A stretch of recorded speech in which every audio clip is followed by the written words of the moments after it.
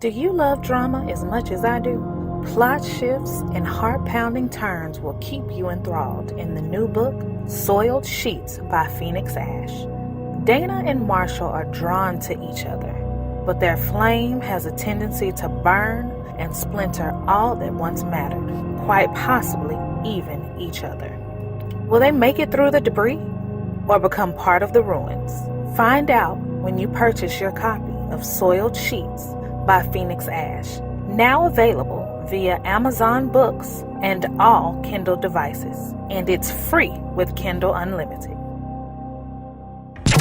Ladies and gentlemen, let's go. Where Brooklyn at? Where Brooklyn at? Where Brooklyn at? Well, actually, I live in Delaware now, so does that make me a Delawarean? Keep singing, girl. You know, Beyonce is my friend in my head. Jay my people sometimes, too. Yeah. I mean, like, be true, man. You know, when I was a kid, I had an imaginary enemy. Like, does that make me crazy? Life as P, presented by Say What Radio. Hi, welcome back to Life is P. I'm your host, Phoenix Ash. I thank you for joining me. If you are a first-time listener, thank you. I appreciate you. I appreciate whoever referred you or whatever social media site you found me on. If you are a repeat listener, you know I love you and I thank you. Appreciate all the time, messages, and discussions that we've had. They really fill my life. I want to talk about today, and I know I'm jumping into it, but, you know, like I talked about last time, I had a lot going on. I mean, I'm talking about transitioning positions. I'm finally deciding to take on a full-time role outside of like just straight writing. And I am trying to negotiate what projects I'm going to lay by the side and what projects I'm going to give full force to in order to further my writing career. So it's a lot going on, a lot of mental clutter. However, I want to talk about passion and purpose, and you can't cookie cut it.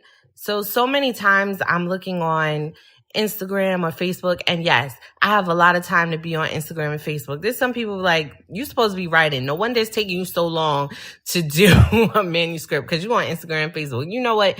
Sometimes I have to look at those things to sort of juice me up, rev me up, get that clutter out the way because I'm nosy. I want to know what's happening. I want to be entertained. I want to laugh a little. And some of those things are the things that get my juices flowing, that spark an idea, or get me to remember that there's something that I need to do first, all that stuff. But there's a lot of stuff that I'm seeing about passion and purpose, and if you're passionate, then this. So if you, if you don't sleep, you know, that is a sign of a passionate hard worker and you really want this. Whereas I believe that sleep is critical to me functioning properly, and I'm not going to get any further without sleep. I'm not. For me, I need to get a good amount of rest in order for ideas to make sense and for things to come together and for me to be able to write a clear outline and clear steps in which I'm going to take to go to the next step. If I don't get enough sleep, things become muddled and I don't understand what's happening, or I think I understand, and then once I'm rested, I look back and go, what happened? What did I do? Then I end up having to do things twice. So I'm not getting any further like that. But it was making me feel guilty for a while. You know, people were having like this long list of, you know, what a successful person looks like, or what a passionate person looks like, or someone who truly wants to chase after their goals. And, you know, I got caught up in measuring myself by what these social media standards were. And a lot of them are just repeating each other. Sometimes I'm just like, this is not an original thought. You picked this up from someone else and you wrote it down and it sounded good. You changed a word here and there and you made it yours. Or you put a different color background to it. And I'm like, cool, that's what you do. But I have to remind myself that this is all 10% of everyone else's life. And they're not necessarily living by it, or they are, but maybe they've had some experience that has shown them that this is what works for them. And that's great. But I feel like you can't cookie cut passion. So as a writer, I remember that when I was in school, I had to interview mentors, and it was a great experience because you had to be interviewed by mentors as well as interview them to really see how you would rock and if this person could walk you through your capstone. And me being who I am, right, I had a number of capstone ideas, whether it be a television series or writing a novel or writing a movie. I had a number of ideas. So depending on who I talked to was what I pitched. And my pitch wasn't necessarily the issue, but I did talk to one mentor who gave me a list. And I kid you not, there had to be about 90 books on this list. And he wanted me to check off all the books that I had read. And I was so embarrassed to give this guy back this list because on each page I had like 3 checks.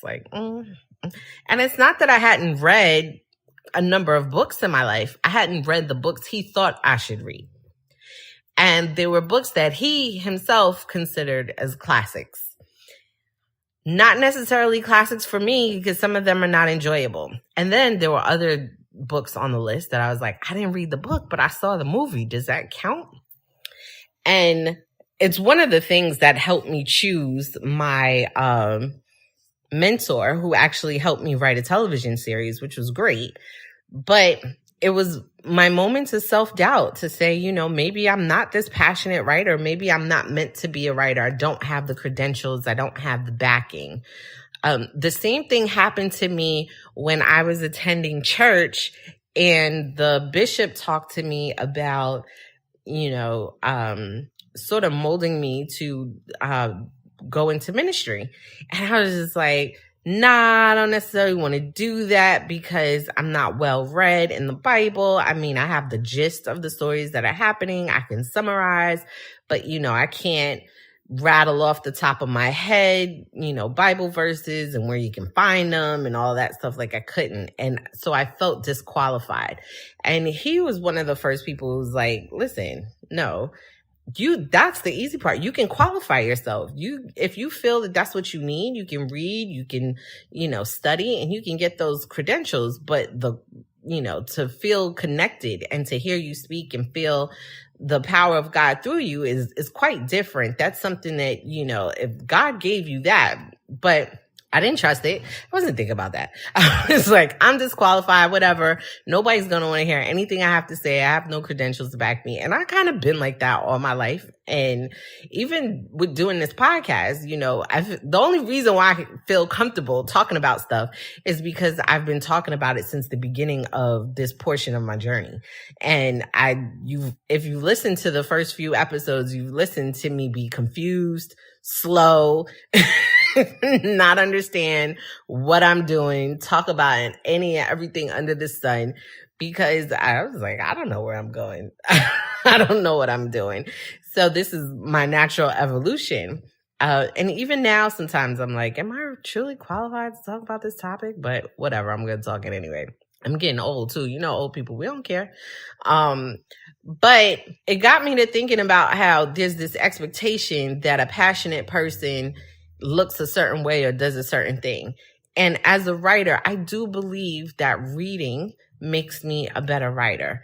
The more I read, the more I see my writing getting better because I'm invested. But it's hard because the amount of time that it takes to craft a story, to build the story, to edit it, write it, all of that stuff, it's very difficult to find time to give to someone else's craft. To say, okay, let me take a break and read what you got. I'm a firm believer in stashing books in the bathroom or, if you're going to be in the bathroom a while, take your phone, tablet or whatever, because I feel like that's a great place to read. It's not necessarily the place that I work on my craft, but it is the place that I can possibly give time to yours. I know it might be TMI for some of us, but oh well. But my passion and my purpose is not going to look the same as the person who's standing next to me. So whereas this guy gave me this long list of books that he thought I should have read, none of those books were relevant to any of the topics that I was writing, nor were they relevant to the genre or the audience that I was looking at targeting. So does that mean that I'm not passionate because I didn't read what he thought I should have read? Because I'm sure there was a long list of urban fiction books of Black authors that I could have said, well, have you read these? And he may or may not, he might have read some Toni Morrison. He might have read some Maya Angelou, but has he, read some Quan? Has he read some Zane? Has he read some Nikki Turner? Has he read who else? Omari Tyree? Has he read, Sister Souljah? Has he, these are the kinds of books that I was reading, but I'm sure this man was not reading these. But, he had me doubting myself, like, my passion and my purpose didn't look like his, that it made me feel as though maybe I didn't have a purpose because my passion wasn't, to the level that he was saying it should be. And as I got older, I realized my passion was at that level. It just didn't look like what he thought that level looked like. He had, like I said, this list of what he considered to be classics, but none of those books were really relevant in what it was that I was writing. Could they have helped me in building story and understanding writing in itself? Absolutely. And it's not to discard any of those books. Yeah, I could read them over time, but they weren't necessary for what I was targeting and what I was building. The kinds of books that I was writing, are books that talk to my community, that, talk about the detail, the love, the excitement, the lust, the disappointment, the heartbreak that is reflected in the communities that I've grew up in. And these books were not in the community that I grew up in. Sure, they were in my schools or whatever. And so I may have glimpsed them or read enough of them to pass a test or to write an essay on, but none to have my full attention. Not to mention, my memory sucks sometimes. I mean, the other day I was watching a movie and my husband came at the tail end of the movie and was like, "Oh, you watching this again?" And I was so disappointed because I had watched this entire movie without realizing that I saw this movie before. And I was like, "What do you mean again?" He's like, "You don't remember?" And he had a whole scenario. Like, we went to the movies with this person and this person's girlfriend and this happened and that. What? I don't even remember going to the movies with these people. What are you talking about? So of course I'm on my, tirade of like, what? Heifer, you don't went to the movies at my age, right? So, but no, it was me. Unless he just got everybody around me to corroborate a story, which of course my writer mind would think that's a possibility, but he doesn't have that much energy. But my memory sucks. So a lot of these books on the list I might have read and I might have read in school, but just didn't remember. So I probably should have passed the list to my husband and said, "Can you tell me if I read any of these books?" Or pass it to a past classmate. But either way, my point is, it doesn't make me less passionate because I haven't done the specifics that he thought I should do. These are the things that he did to master his craft and to be at his point in his life that he felt successful or he felt these particular things helped him. However, it was cookie cutter because he passed this list out to everyone who interviewed him. And, he told me he would be willing to take me on. He felt I had the skill, I had the talent, and I had the dedication. However, my whole first 3 months with him was going to be full of reading because he felt that there were a number of books that I needed to read. And he felt I needed to read them because I should just have read them. Like, these are classics. Everybody who's a writer should have read these books. None of them were written by Black authors. I'm a Black woman. I'm going to write like a Black woman. So, I still haven't read those books. It doesn't mean I'm not passionate. It doesn't mean that I don't have purpose. What I have done is read more books by more Black authors, Black men and Black women alike. People who are classics in my community, like Langston Hughes, more Toni Morrison, more Maya Angelou. These are the people that are classics in my community.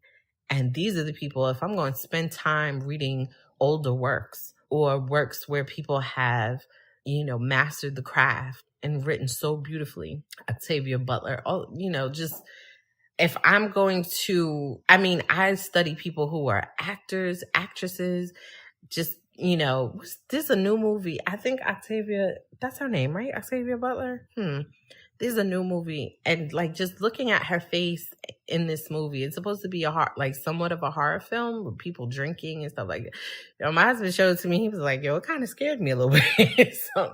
But like things like that, I study those things because I try to document what that face is, what that looks like, what it's communicating, what is it saying, what is it inciting in the person who's in the room with them. And that may or may not be a practice that this other guy does, but it's something I do. I try to study the nuances of things in our community, pursed lips or rolling of the eyes or sucking of the teeth, which a lot of people in a lot of other communities don't know what sucking teeth is. But child, I just did it. So if you grew up in a African, West Indian, even Black American, whatever household, you know what sucking teeth is. But you can't be cookie cutter. And just like I can't be cookie cutter across Black people, my girlfriend and I were talking and we're like, Black situations are different. Her and I both are treated very differently by people who have one feeling one way or another. Because one, I'm so fair. So the assumption is that not only am I not all the way Black, but I have less Black experiences, where she's very brown, but her hair is very soft. And she gets the same reaction from different people that, maybe you're Indian, maybe you're this, maybe you're that. And we both identify as Black women. We both understand that we don't have some of the struggles that the stereotypical Black woman deals with, with people who have stereotypical features that people assign to Black people. But we also both understand that, the Black spectrum is so different and so diverse, and it goes, you can't even say from one side to the other. It just goes in so many directions. So beautiful. And if you're mad at me for appreciating my culture, that's your problem. I can't right now. But it's not cookie cutter. And as a writer, I feel like it is my job to be myself and to be true to the characters that develop within me, and to study my craft in a way that's relevant to what it is that I'm producing. I don't want to be totally off the mark when I produce something. I don't want to have my head in the clouds and think that I'm talking to a community that has no idea what I'm talking about or doesn't understand, and I don't connect. So if I spend too much time studying someone else's standard, what am I giving to my own, and how do I develop in being myself? There has to be some sort of balance. I am interested in reading books by other cultures. I'm interested in reading books and understanding why other people consider them classics. But I'm also very interested in reading books that talk to my community specifically or have been produced by my community, so that I make sure that and understand why I love those books or don't like those books, and understand what I'm doing and communicating as an author. And it's not even so much that this person gave me this list of books and I, had only read a couple. I'm not even defending that, because could I have been more read? Yes, absolutely. I was somebody who discovered later in life that I like to read. As a kid, I always was like, oh, I hate to read, but it wasn't that I hated to read. It was I didn't like what I was reading. And once I started to find books where I enjoyed what I was reading, I all of a sudden was like gunning through books and give me more. And I found urban fiction at the time was the thing that I was running through. I was like, oh my God, I love this. Oh, have you ever read the Dutch series? Oh my God, Terry Woods is bomb. So don't expect your passion and your purpose to look like someone else's.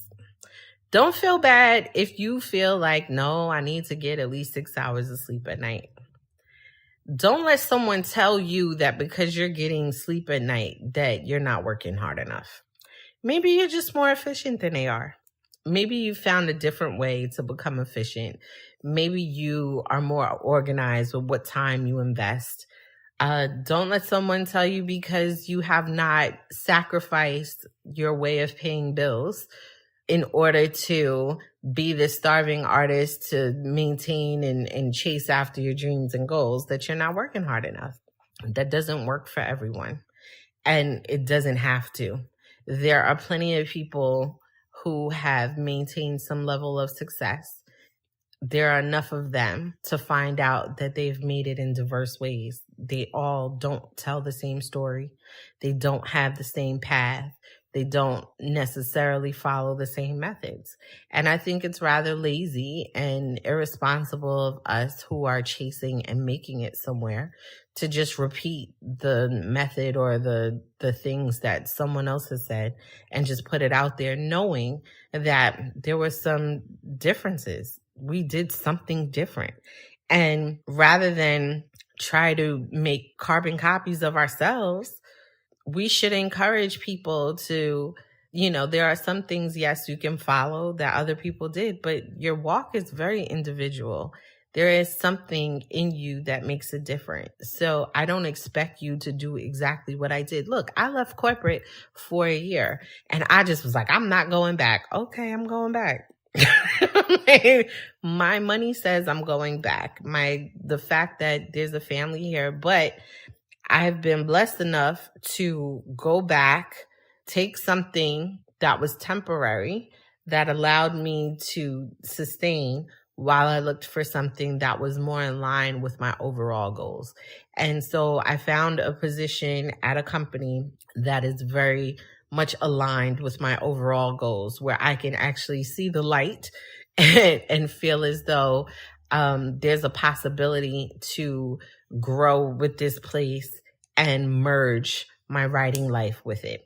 That excites me, because 2 years ago, I don't think I really had it in my mind as that was a possibility. I really thought it was one or the other. And now I'm starting to see that it may not have to be. That's really exciting for me. And that's not the way that certain professors or mentors or supposed mentors in my life would have necessarily prescribed it for me. However, it is the way that some other people have and said, you can do both. But no one's ever given it to me this specific, but that's because going back to when you receive it, when you receive your blessings, when you receive the thing that's for you, I truly feel like only God knows the details that you absolutely need. So no one could have told me what details I was going to have to search or look for. But once I received it, I knew it was it. So if you feel passionate about what it is that you are pursuing and passionate about attaining your goals, because it doesn't look like everyone who's on social media or the ads that you see, it doesn't mean that you're not passionate. It doesn't mean that you're not going to achieve, that you're not going to get there if you don't necessarily follow every single rule that is out there. There are some things, yes, it can help you, but the things that help you may not help someone else, or, whatever. Just be okay with your walk being individual. Be okay with it. Take what you need. When people put the quote unquote formula out there for success in your field, take what you need. Look at it, see what can help you, and the things that don't, discard it. And maybe those things will help you, but they won't all help you at the same time. I've seen things where I'm like, it's not really a formula, because these things, I can't put them all into place at the same time. So these 3 things helped me 5 years ago, but these 2 things are the things that are helping me now. And 5 years ago, I wasn't in position to put all these 5 things together. So, and then these other 2 things might help me, but that might be a realization that happens 2-3 years from now, or I may never need those things. It's okay. It doesn't mean that I'm not going to get there. It doesn't mean that you're not going to get there. Your grind don't look like my grind. It doesn't have to.